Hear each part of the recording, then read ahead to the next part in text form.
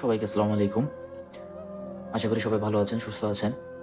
তো আমি আজকে যে কারণে ভিডিওটা করা, তো গত ২ দিন যাবৎ খুব বাংলাদেশের অবস্থা ভয়াবহ যাচ্ছে।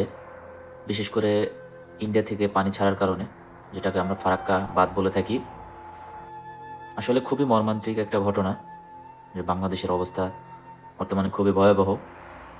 তো বিশেষ করে লক্ষ্মীপুর, নোয়াখালী, ফেনী, কুমিল্লা এদিকে বেশিরভাগ বাড়িঘর ডুবে গিয়েছেন। যারা আশ্রয় পাচ্ছেন না বা আশ্রয় কেন্দ্রে যাচ্ছেন, নিয়ে যাচ্ছে বা ত্রাণ দিচ্ছে। তা আমি দোয়া করি আল্লাহ তাআলা সবাইকে সুস্থ রাখুক ও ভালো রাখুক, যাতে সবাই সহি সালামতে থাকতে পারে। যারা মারা গিয়েছেন ইতিমধ্যে তাদেরকে আল্লাহ বেহেশত নসিব করুক।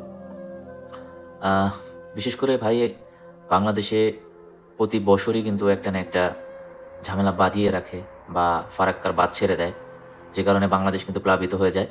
বা আমাদের মন্ত্রণালয় থেকে বা আমাদের দেশ থেকে কোনো না কোনোভাবে কিন্তু তাদেরকে প্রতি বছরই জানানো হয় বা জানানো আছে, কিন্তু তারা কিন্তু না জানিয়ে হঠাৎ করে হুটহাট করে পানি ছেড়ে দিচ্ছে। ঘুমন্ত মানুষ ভেসে যাচ্ছে বা শিশু। ২ দিন যাবৎ যে ভিডিওগুলো দেখতেছিলাম, যে বাচ্চা কাচ্চা ফ্যামিলি বা বৃদ্ধ মহিলা, বৃদ্ধ পুরুষ, অনেকে জানাজা দিতে পারতেছে না, লাশ দাফন করবে সেটাও পারতেছে না।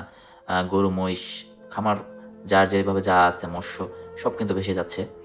তো ভাই, আমরা প্রতিবাদ আর কী করবো? কারণ আমরা বাংলাদেশের মানুষ, বুঝেও না বোঝার ভান করি বেশিরভাগ।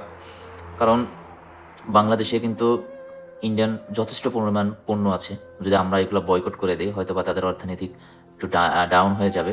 সেক্ষেত্রে হয়তো বা তারা বুঝতে পারে যে না, আসলে আমরা পানিটা ছাড়ার কারণে এই ডাউনটা হয়ে গেছে। তো আমি সবাইকে বলতে চাই যে ইন্ডিয়ান যত প্রোডাক্ট আছে আপাতত আমরা সবাই বয়কট করে দিই।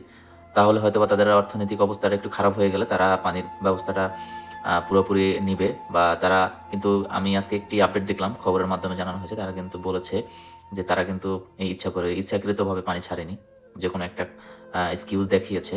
তো আমি জানি না কেন তারা এই নাটকটা করে থাকে।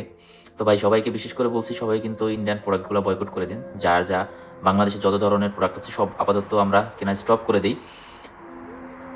হয়তো যখন এটা স্বাভাবিক হয়ে যাবে, যদি একটা মিউচুয়াল আসে, তাহলে আমরা আবার স্বাভাবিকভাবে যে পণ্যগুলো বয়কট করেছে, যদি সেগুলো নিতে পারি বা না নিতে পারি, সেটা যার যার ব্যক্তিগত ব্যাপার। তো আমি বলবো সবাই একটু এদিকে খেয়াল রাখবেন।